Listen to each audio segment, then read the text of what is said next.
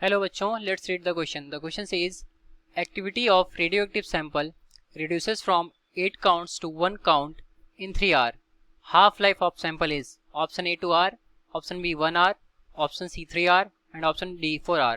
So question में बोला कि कोई रेडियोएक्टिव सैंपल है जिसका जो काउंट है, एक्टिविटी काउंट, वो 8 काउंट से 1 काउंट हो जा रहा है इन 3 आवर. तो हमें उसका हाफ लाइफ बताना है सैंपल का कितना होगा. सॉल्व करेंगे इस प्रॉब्लम को. पहले नोट डाउन करेंगे हम अपना की कॉन्सेप्ट. तो देखते हैं हमारा की कॉन्सेप्ट क्या होगा. ठीक है, की कॉन्सेप्ट.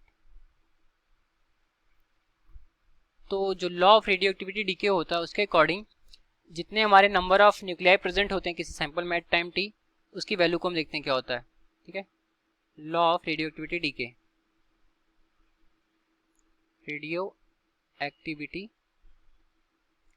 डीके, ये क्या कहता है इसके अकॉर्डिंग कि जो हमारा रेट ऑफ डिसइंटीग्रेशन होता है किसी भी रेडियोएक्टिव न्यूक्लियाई का, that is dN by dt, ये डायरेक्टली प्रोपोर्शनल होता है number of undecayed nuclei left in that sample in that time. ठीक है, ये होता है हमारा लॉ ऑफ रेडियोएक्टिविटी डीके.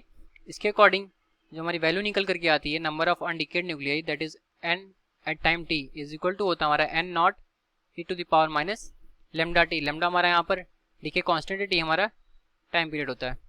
ठीक है, तो ये होता है. इसकी हेल्प से जब हम थोड़ा फार्मूले को रिड्यूस करते हैं तो हमारा एक यहाँ से और फार्मूला निकल करके आता है, that is n is equal to, ये हमारा number of undecayed nuclei, N T is equal to होता है हमारा n not into 1/2 to the power small t by capital T. यहाँ पर स्मॉल t हमारा टाइम पीरियड होता है और कैपिटल टी हमारा हाफ लाइफ होता है. इसको लिखेंगे हम, t हमारा क्या है, हाफ लाइफ, हाफ लाइफ. ठीक है, और ये t हमारा क्या है, टाइम पीरियड, टाइम पीरियड. अब आते हैं हम अपने प्रॉब्लम पे. तो प्रॉब्लम में जो एट टाइम t दे रखा है 8 काउंट से 1 काउंट हो जा रहा है. तो इनिशियली कितना है, 8 काउंट. तो n नॉट की वैल्यू हमें गिवन है यहाँ पर 8, n की वैल्यू जो गिवन है वो है 1, और जो टाइम पीरियड गिवन है that is t small t is equal to 3 hour.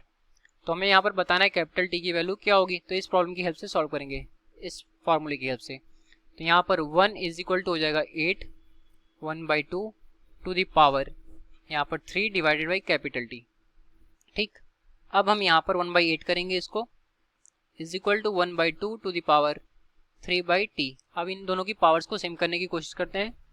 तो 1/8 को हम लिख सकते हैं 1/2 to the power 2, sorry 1/2 to the power 3. This will be equal to 1/2 to the power 3/2. अब दोनों में बेस सेम है तो हमारा इसके जो पावर्स हो जाएंगी वो भी सेम हो जाएंगी. तो यहाँ पर हो जाएगा 3 इज इक्वल टू 3/t. 3 से 3 कैंसिल होगा तो टाइम पीरियड जो हमारा हाफ लाइफ निकल करके आएगा वो t is equal to 1 hour निकल करके आ जाएगा. तो इस तरीके से जो हमारा हाफ लाइफ निकल करके आया सैंपल का वो 1 आवर आया. अब इसको सोल्यूशन से मैच करें अपने ऑप्शन से, तो ऑप्शन नंबर बी हमारे सोल्यूशन से मैच करेगा. तो ऑप्शन बी करेक्ट हो गया. Hence option B is correct. तो ये रहा हमारे इस क्वेश्चन का correct solution. I hope you understood well. Thank you.